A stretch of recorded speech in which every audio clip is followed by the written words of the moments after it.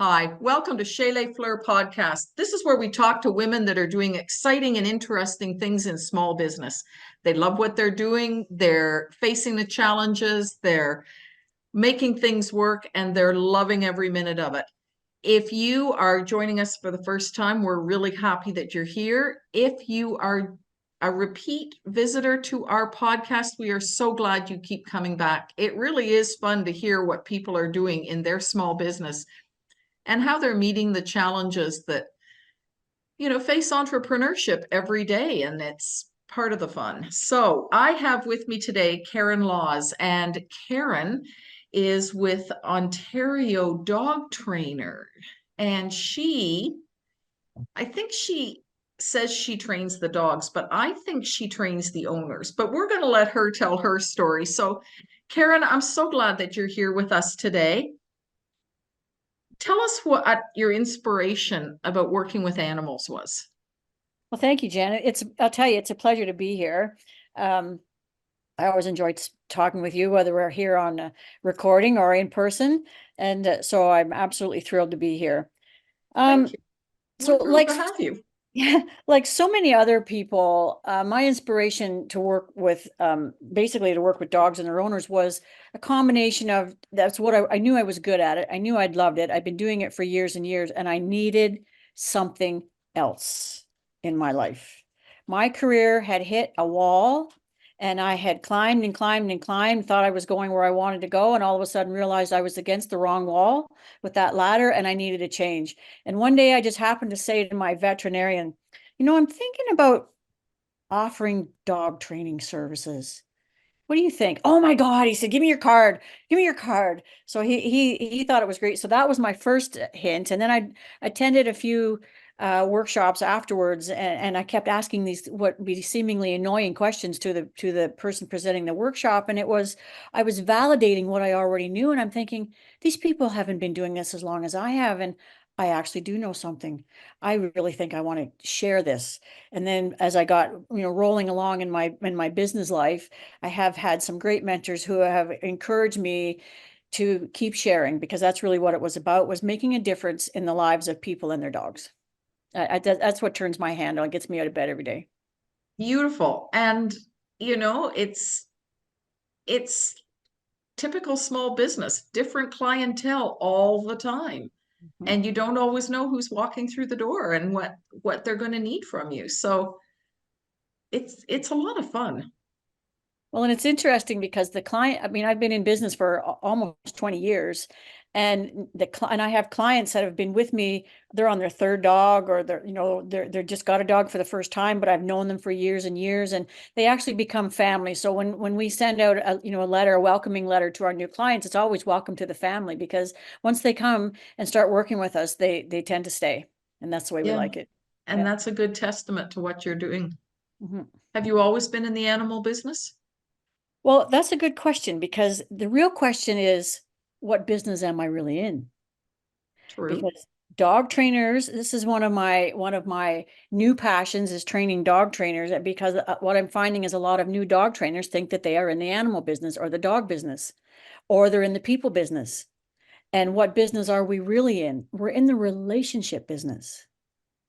So I would say I started in the dog business because I wanted to train dogs, because I needed to get away from the job I was in. And instead, I learned, it was an aha moment for me when I realized my business went accelerated and then flatlined. And why did that happen? Because I thought I was in the dog business. When I realized I was in the relationship business, my business continues to grow. It's soared, and it continues to soar, because we are in the relationship business, both earning the trust and respect of a dog and the trust and respect of the people that own the dogs. That's the fun part, when the lights come on. Fabulous. Fabulous. Um, what do you see as the what is the most common problem you see with your clients bringing a dog to you, maybe for the first time, or it's their first dog, or what what seems to be the common problem that you see the most, the problem you see the most often? I think that's what I want to say. Yeah, the problem that we live in a fast-paced world and everything is instant gratification, and you can we science has shown that our attention spans are shrinking, and so it is in the dog owner world. People get a dog, they think it's a puppy, they don't think they have to do anything with it, and it's going to grow out of its bitey, nippy, jumpy stuff, and it's going to just love them to death. Or they get a rescue dog and they think it's going to be forever grateful to be taken out of the shelter, when in reality, everything takes time. Everything takes time and patience. And the journey of 1,000 miles begins with the first step. And the journey of your life with a dog is 1,000 miles. And it's one step at a time. And most people want the instant fix for a broken dog, or they want that brand new 10-week-old puppy to heel right beside them and tell them when he has to go to the bathroom. And that's not reality. Mm-hmm. It takes time and patience and and looking in the mirror every day. Every time you say that's a bad dog, you look in the mirror because the truth is staring right back at you. Right on. Tell us about some of the rewarding experiences you've had as a dog trainer. Oh, there's so many. There's so many. I get all emotional when I think about some of them. There's many. There's people that have brought me dogs that were on the verge of being put down, euthanized because they just couldn't control them anymore. That end up, we they stay with us, we transform them, and they become lifelong pets, and of course lifelong clients in the interim.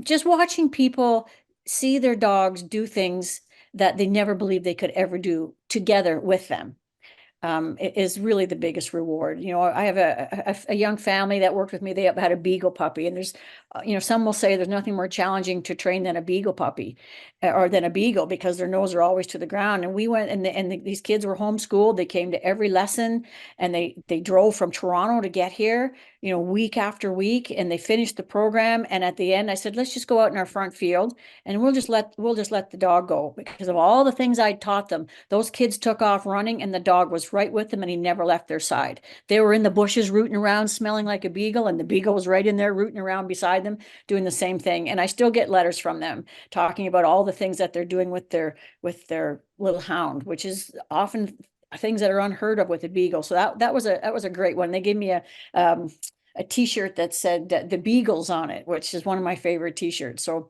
that's one of them. And like I say, there's so many people that I met maybe for 14, 15 years ago, that call me back and say, I've got a new puppy and we really want to have you help us with them. That's a huge honor to me and compliment to me that people do that, that they'll think of me and they'll come back because they had such a great experience.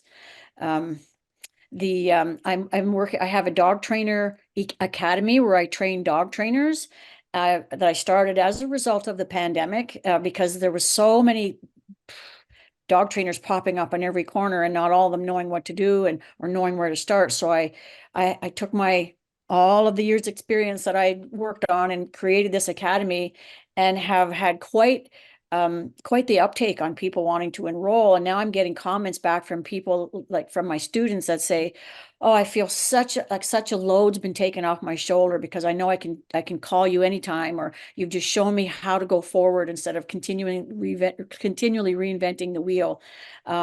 You've got so much wisdom. I really love what you said. You think out of the box, and it's really changed my business, or I've tripled my income this month because of the tips that you gave me. And I'm just blown away by that, because to me, it's having a conversation and sharing what I deeply know to be true, but letting them make their own choices, and they're choosing to follow the direction that I've given them, and it always worked out for them. So those are just some of the rewards. It just goes on. Congratulations. That's fabulous. Yeah, thanks. Yeah. And of course, the pandemic, we saw a significant increase in people adopting dogs, Oh, yes. and I mean, I get it. If you live alone, or there's two of you and you're both going off to work, and you come home and the dinner conversation is filled with what happened during the day, and all of that disappears. And it's like, So how was your day? Well, because you were at the other end of the table working on your stuff, and it's like Yeah. Oops. Yeah. Oops. Now we and the really have to. computer broke, so it was fine, I guess. Yeah. Yeah. It's true. And, there's so many first time dog owners came out of that situation. And my whole, I do lives on Instagram Live every Tuesday, and I'm constantly reminding people that dog ownership is a lifetime commitment. It's not just throwaway. And now, of course, shelters are bursting at the seams because people are giving them back. And but overall, the reward for the whole for this profession is that it's different every day, and it's always, there's always something to motivate you every single day to want to do better, and you get so wrapped up in building programs and approaches and offering things to people that are going to just make their life better with their pets, because really the science is out there on the value of pet ownership when you do it right. And my whole goal is to help people do it right. And to me, it's just been extremely rewarding to get have that kind of sustainable career that you never want to quit. And exactly. And as I read in one of the many books I've read that somebody was asked, when are you going to retire? And the response was, well, I'm an entrepreneur, and entrepreneurs are artists, and artists never retire. I love And that. I thought, yeah, that's so true. Mm-hmm. I love that because it is so many parallels to that in every industry. Your industry, especially as a florist, you are an artist because you craft things, but people don't realize that dog training is more of an art than a science. There's always this dichotomy out there about we're science-based, but it's an art, and it's a relationship business with people and with dogs. It's an art form, and that's why it's so exciting, because you're creating something every day. Yeah, it's so true. And the dog, and we hear this from all sorts of people that have dogs. The dog is a member of the family. It's Yeah. not really a dog, it's a member of the family. And it is interesting how that sentiment has evolved over the years from when we were kids, and dogs ran loose on the street all over the place. And even when when I founded the Ontario Dog Trainer in 2006, I offered private lessons in people's homes. And that was unheard of in those days. In those days, my God, only 2006, but when you wanted to when you wanted to get a dog, first of all, you had to figure out whether you even wanted to bother training it, because who trains a dog? Don't you just let it go or tie it up outside? And then but then I have to go to a church basement and do a group thing and get training that way. Nobody did private lessons. So I went from doing private lessons in people's homes to offering what we call boarding and training, where people brought their dogs to stay with me, and we train them, and then we train the people. So that's like the short circuit version, because we eliminate a whole bunch of errors that get inside the dog's head, and we make the people have instant wins, to now offering private lessons at my own facility. But the whole industry has evolved around that, because now as group classes are still out there, but it's people are so busy. They don't have time between soccer and music and piano lessons and everything else to go Cooking to the dinner. dog. Yeah, cooking dinner, or to go to the dog training lesson. So they want to make it count. And further to your point about the dog being a family member, they want to bring the whole family. Whereas when you go to a group class, you better not bring more than one person, because A, there's either no room, or B, there's no time for it. So I offer private sessions for the whole family, because I want the whole family to have the same message. So the dog regards all of them with equal respect. Wow, that's fabulous. So that's been the evolution of dog training as I've seen it. And who knows Well, where it. and over the years, Rotary has bought dogs for the police. Mm-hmm. And what I found fascinating when they would come to Rotary and talk about, they'd bring the dog, Mm-hmm. that the dog is trained to only hear his handler's voice, Mm-hmm.